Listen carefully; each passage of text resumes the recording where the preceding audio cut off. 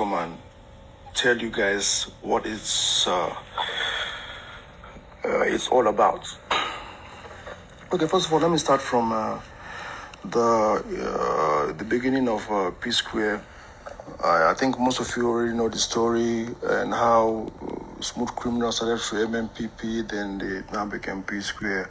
How Peter was more of the Smooth Criminal dancing, and Paul was more of singing. After he broke out from dancing with the Smooth Criminals, started following me around and started, singing. The first song that Paul ever wrote in his life was "Say Your Love." That was when I knew that there's something there. And when they went to the University of Jos, I was like, okay, this is, dancing Michael Jackson, imitating Michael Jackson in the secondary school time period is fine and okay. But now that you're in university, you cannot come to the university and still be, doing such, because people are expecting that you should be upgraded by then. Why don't you guys, fuse yourself together and possibly dance to your own music instead of you imitating Michael Jackson?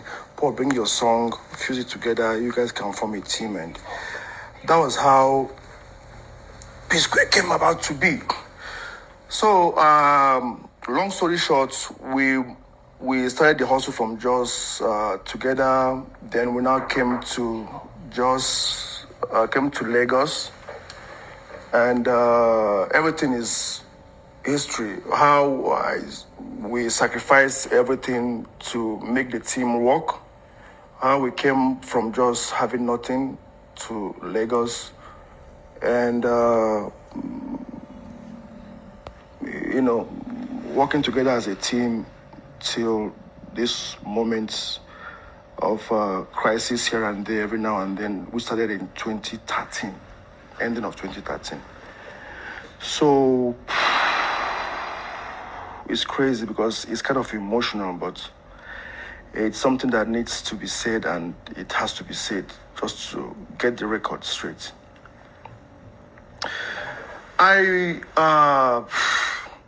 Because I having issues from 2013 ending to early of 2014. I tried as much as possible to, because it has been going on since, but from 2013, 2014 was when it went out to the public, when it became public knowledge. And by then, it was so difficult then to cut, because once something seeps out to the public, it becomes a public pain that you cannot be able to take back. So from 2014, P Square had issues, 2015, 2016, 2017. Then they now had a break of almost 5 years and came back in 2020, ending of 2021. And now they are having issues again. Why I'm here is because I was, one way or the other, involved in the P Square saga once again, even though I have never had anything to do with P Square for the past 8 years. Since 2016 to date, I've not been P Square's manager, I've not been P Square's director, I've not been P Square's anything. I have just been on my own, doing my own real estate business, focusing on my own hustle. And one way or the other, anytime there has to be any crisis affecting P Square, my name will one way or the other find itself in the midst. I don't know how it happens, but Peter seems to still have a way of bringing me inside the problem. So let's start with the EFCC case. In February, I think February ending, I started getting calls from people that I've done businesses with, people that I have made payments to, and people that have made payments to me. Every transaction I've ever had, telling me that EFCC invited them, and they were asked to come and, account for whatever business they had with me. And most especially, all of them were all more on the Dome account. So I was believing that, okay, this problem has to do with the new government that's in place, and that they are chasing Binance, they are chasing everybody that, the FX rise and whatever. I was like, oh, they'll just look at it and just move past. Until somebody that paid Naira into the account called me and told me, hey, they asked him to come and explain for what he did, what the 500,000 Naira he paid in my account in 2015 was for.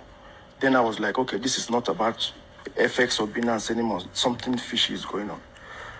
So it kept on coming like that. Everybody I've ever done businesses were calling me different people. And then in 22nd, I think 22nd of April, 2 days to my birthday, I was invited to come to the EFCC. I went there with Paul. I didn't know that Paul was even invited. He showed me that, he was even invited the same day. I said, okay, let's go to the same day. Let's go the same day. When I went there with our lawyer, we went there, then I opened the file and they were asking me, okay, this money was found in your account. I said, yes. This money belongs to P Square. I said, yes. So what is it doing in your account? I was like, why are you asking me what P Square's money is doing in my account? It is my own share of P Square. They were like, no, that there's a petition against me. I said, okay, let me see what the petition was about. Then they gave me the petition. That's when I knew that it was Peter that wrote a petition against me since December ending of 2023. The investigation started in 2024, January. And the petition was saying that I opened a secret company and I was siphoning P Square's money to my personal account. I was like, no. This is royalties. Paul has Sasem publishing royalty coming to him every quarter. Peter has Sasem royalties coming to him every quarter. Jude has royalties also coming to him every quarter. We have an agreement within the three of us that anything that has to do with P Square proceeds goes three ways to the three of us. Peter gets his own, he shares with us. Paul gets his own, he shares with us. I get my own, I share with two of them. That's how it has been going. Until 2017, or rather, 2016, when P Square had issues with fighting in the Festus Kiamo's office and all that, there was this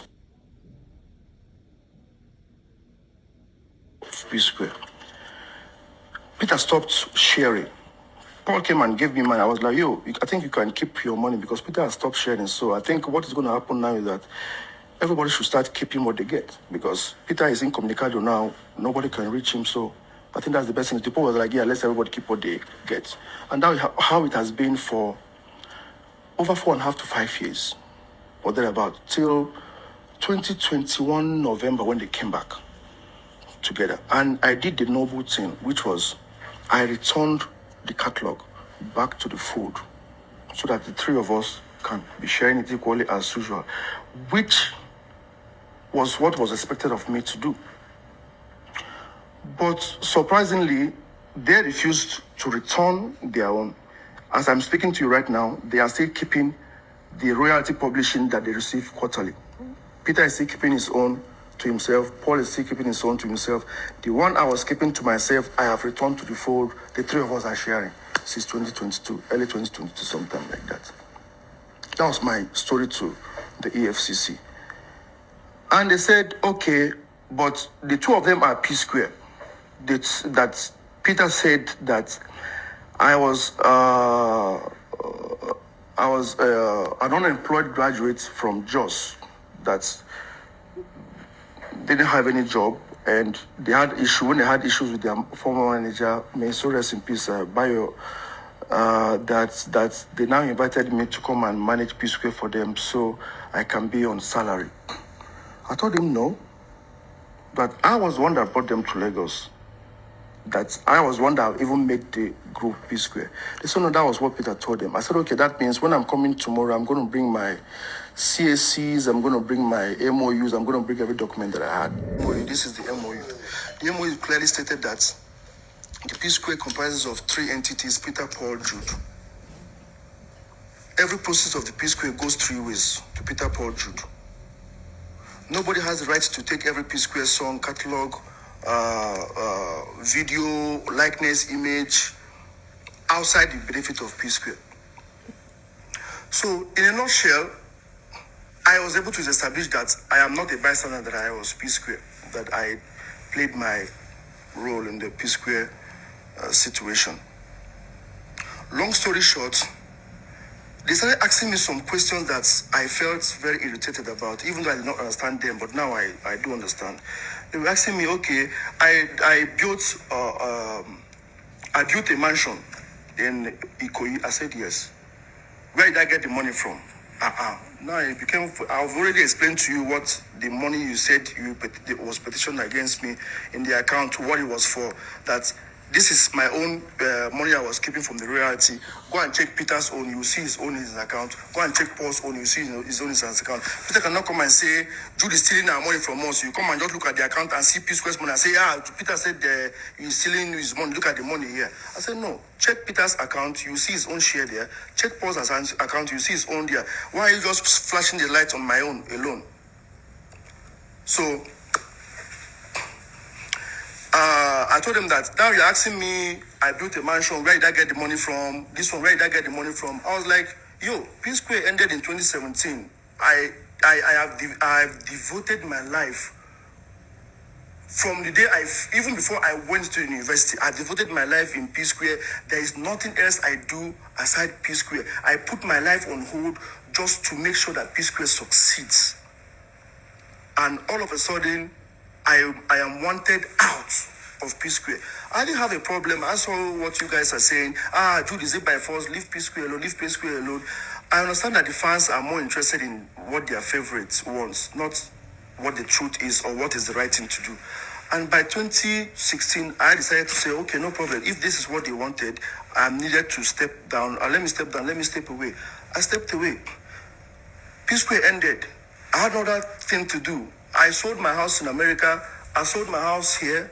I put all my resources that I had together to go and build that. I even borrowed money from a few colleagues and friends to get that project finished. So why are you asking me where? So they now said, okay, since I'm not cooperating, no problem. I should go and get a shorty. I'm going to be detained and here and there and there. Okay. It happened that I was taken to the booking session. They removed my wristwatch. They bagged my wristwatch, my shoes, and everything. Took off my, jewelry and my wallet and everything. And I was about to be sent in when somebody else now came and said, okay, that I should wait a bit. Then after like 30 minutes, then I came back and said, okay, that the boss wants me to come and to come out and come back tomorrow morning. That's how I left. I think I left around midnight, close to midnight of that same birthday. Before I got home, all my guests have finished eating my food, my drinks, without me being present, and they've gone. But I think the ones that came and left understood what was going on, but they were close friends, so I didn't have anything to bother. So it was still kept, hush-hush, that period. So that was how I was detained, so to speak, the detaining.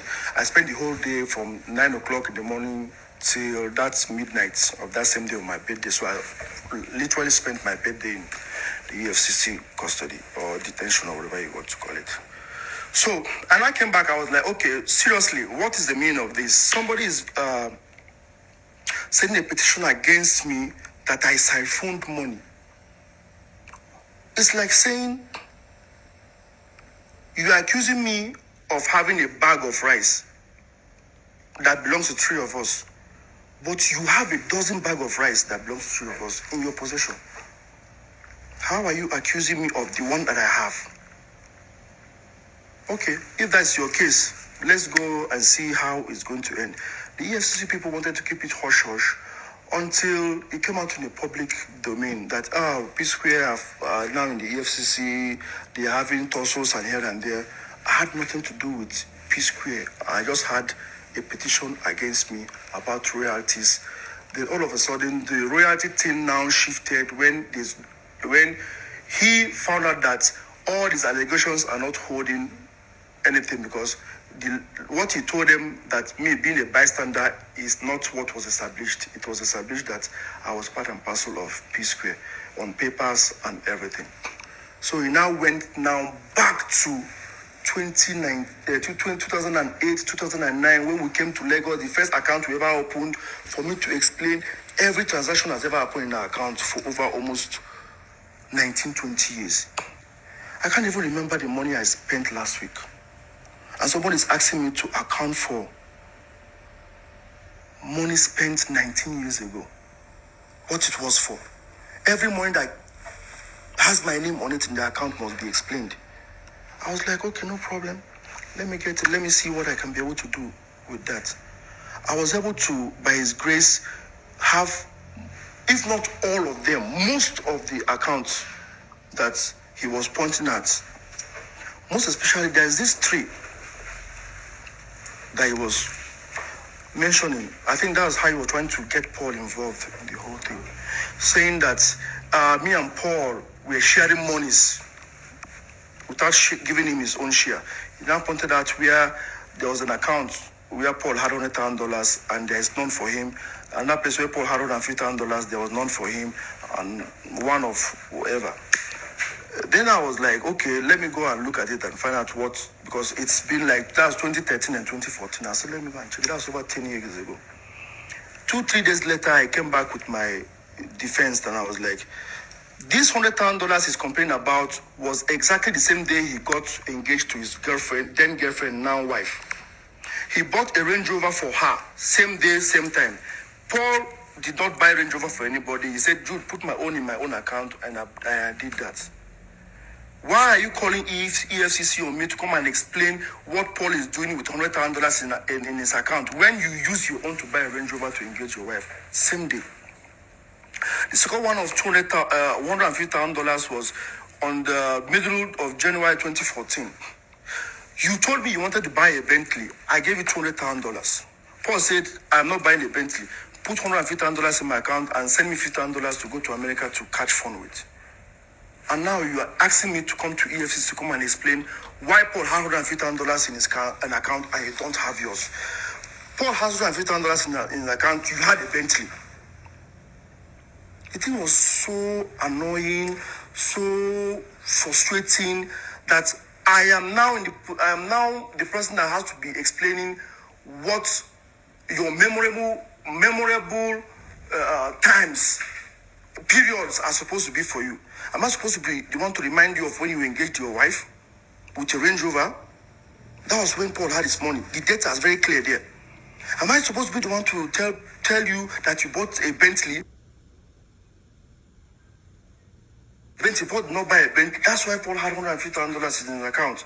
Now, I am now heading EFCC to come and be explaining that I'm giving Paul that amount, then I'll go behind and share it with Paul.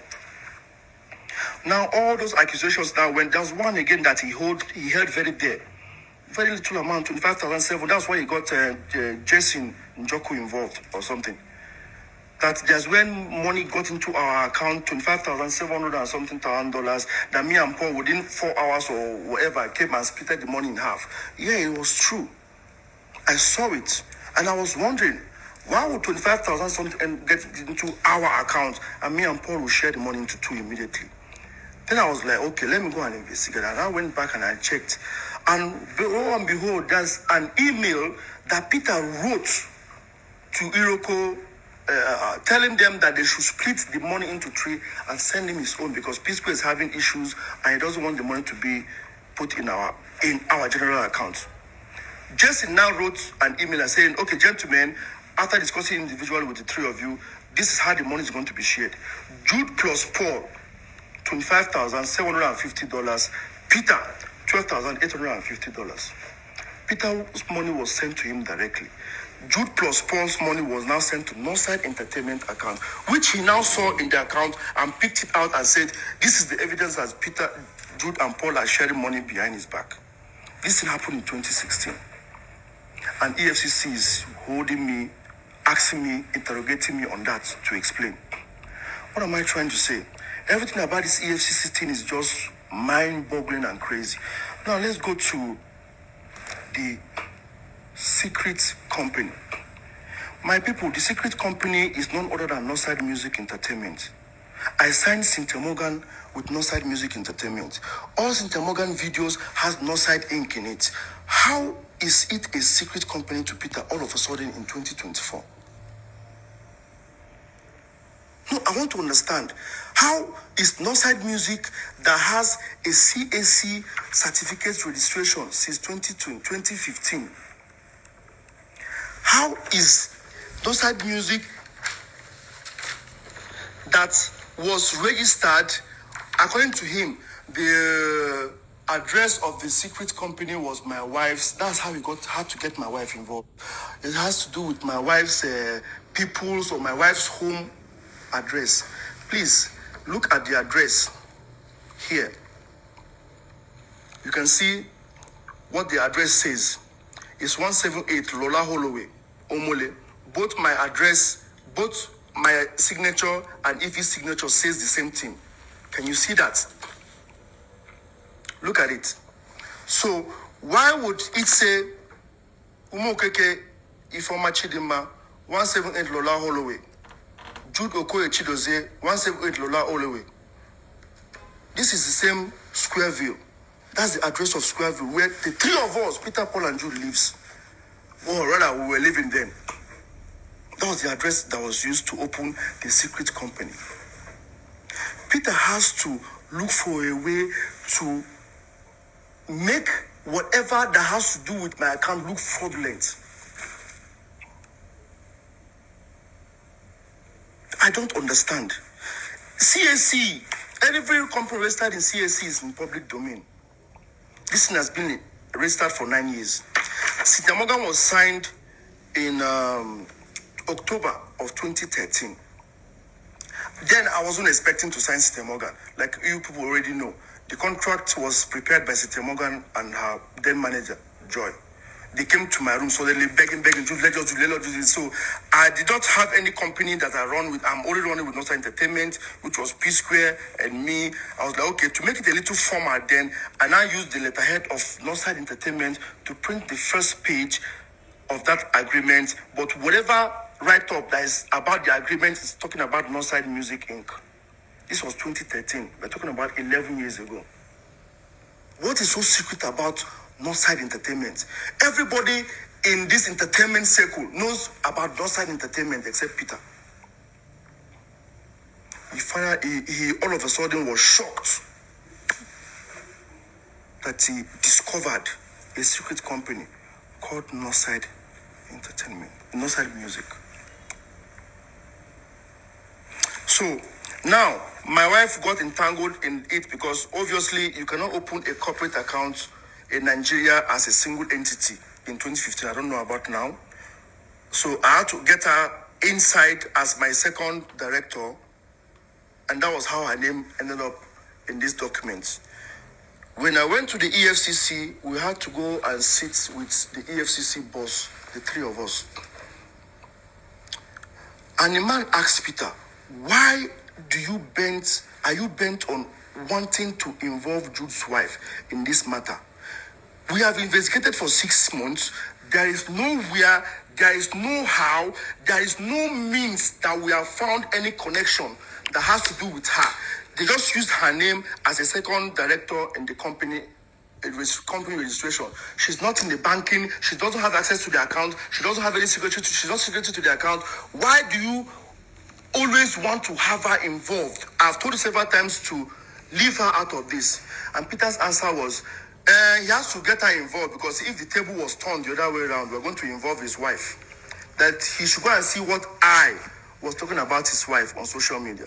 Please, I want to ask you people, I have 1 million naira to send to anybody that can go on Google and find any time I posted a tweet or Instagram or Facebook or wherever, any defamatory whatever on Peter's wife. Please, the first person to send that in to me on my DM will win 1 million naira. I don't understand. Sometimes I keep saying it from that 2016 that Peter needs help. Peter needs prayer. It looks as if I'm making a jerk of him, but that's the fact. There is nothing I have not done to a point that I have left P Square for you for 8 years. I am not managing you. I am not directing for you. I'm not giving you any opinion. There is nothing. You are going your way. I'm going my way. I wish you guys well. When you guys came back in 2021, you called me. There's a video out. Manager. I told you, oh, no. Let's enjoy the euphoria for a day or two. We need to come together and find out when this is over, what happened 4-5 years ago.